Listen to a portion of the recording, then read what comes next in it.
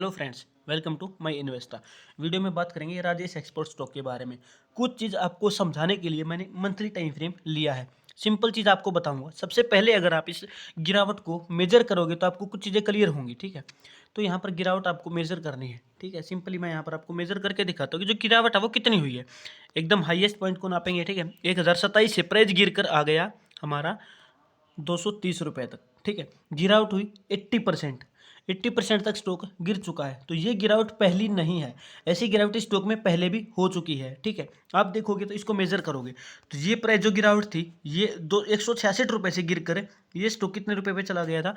17 रुपये 16 रुपये पे। तो ये गिरावट थी 90%। मैं ऐसा नहीं कहूँगा कि अब इस बार भी प्राइस 90% ही गिरेगा या बिल्कुल जीरो हो जाएगा, ऐसा नहीं हो सकता, ठीक है। यहाँ पर इस कंपनी के फंडामेंटल्स आप देखेंगे, सेपरेट वीडियो बनाऊंगा उसके ऊपर, ठीक है। लेकिन उससे पहले अगर आप इस स्टॉक को देखोगे तो स्टॉक जब लिस्ट हुआ था 2003 में, तो यहाँ पर जब प्राइस था 1 रुपये के आसपास है, तो उस समय का अगर आप प्रॉफिट देखोगे तो स्टॉक प्राइस 1 रुपये से 117 120 रुपये तक चला गया था। यानी कि 1 लाख रुपए का 1 करोड़ 17 लाख रुपए कन्वर्ट कर दिया। सिंपल चीज़, ठीक। 117 गुना रिटर्न, ठीक है। 1 लाख का कितना? 1,000 रुपये का 1,17,000, इतना बड़ा रिटर्न, ठीक है। यहाँ पर आप देखोगे तो सिंपल चीज़ आप यहाँ पर देख रहे हैं। गिरावट के बाद फिर से प्राइस ऊपर आया, कंसोलिडेट किया, इस रेंज को भी ब्रेकआउट किया, फिर से ऊपर गया। बहुत ही ज़्यादा अच्छा रिटर्न यहाँ पर, ठीक है। उसके बाद यहाँ पर इस रेंज के अंदर प्राइस कंसोलिडेट किया, ठीक है। अब प्राइस नीचे गया है, तो अब समझना जरूरी है, ठीक है। अगर आपने गलती की यहाँ पर एकदम हाई पे बाई किया, तो उसके बाद आपकी पहली एवरेजिंग आपका डिसीजन होना चाहिए था यहाँ पर, ठीक है। उसके बाद दूसरा एवरेजिंग का डिसीजन इस पॉइंट पर। इसके अलावा इसमें कोई भी छेड़छाड़ नहीं करनी थी, ठीक है। अगर आपने लॉन्ग टर्म का सोच के बैठे हैं 5 साल 10 साल, तो ये दो डिसीजन आपके होने चाहिए थे, ठीक है। अब बात करते हैं वीकली टाइम फ्रेम के अकॉर्डिंग। प्राइस टाइम फ्रेम आप कोई भी देखोगे प्राइस में गिरावट रहेगी ही रहेगी, ठीक है। तो आपको क्या देखना है कि प्राइस जो है वो करेक्ट होने के लिए आप बैक साइड में आपको जाना जरूरी है, ठीक है। तो आप इधर आओगे तो आप देखोगे कि जो प्राइस की रेंज थी उसमें सिर्फ वो सपोर्ट थे जो यहीं पर बन रहे थे, स्ट्रॉन्ग सपोर्ट, ठीक है।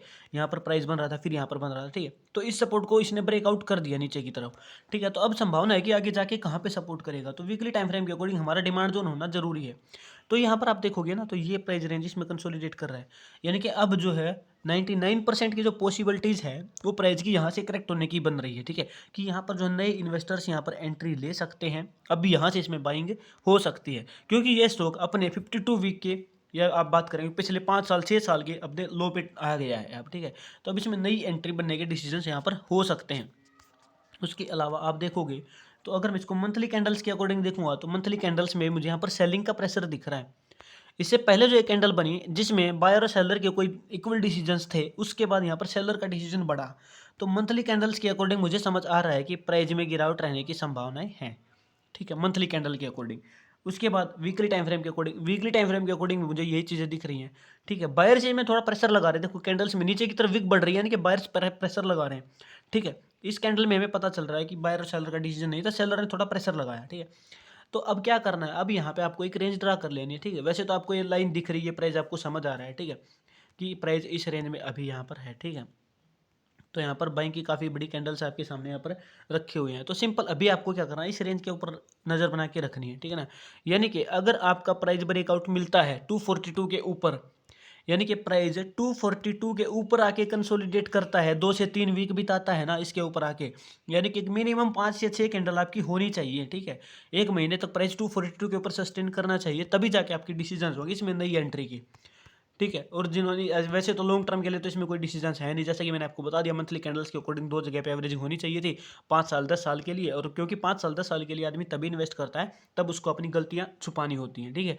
यानी गलतियां छुपाने का मतलब क्या है कि अगर वो इसको टेक्निकली ज़्यादा नहीं समझ सकता है, फंडामेंटली देख लिया कि हाँ स्टॉक सही है, उसमें एंट्री कर दी, ठीक है, तो उसको बार बार चीज़ें देखने की आदत नहीं है, तो वो वाला, ठीक है। 6 से 8 महीने की एंट्री के लिए आप इसमें डेली टाइम फ्रेम यूज़ कर सकते हैं, वीकली टाइम फ्रेम यूज़ कर सकते हैं। अभी जैसा कि मैंने बता दिया है, जब तक प्राइस की क्लोजिंग 242 से ऊपर नहीं मिलती है, आप देखेंगे ना, ये आप देखिए मूविंग एवरेज 50 245, अभी मैंने आपको कितनी रेंज बताई थी 242, वही रेंज है, ठीक है, सेम।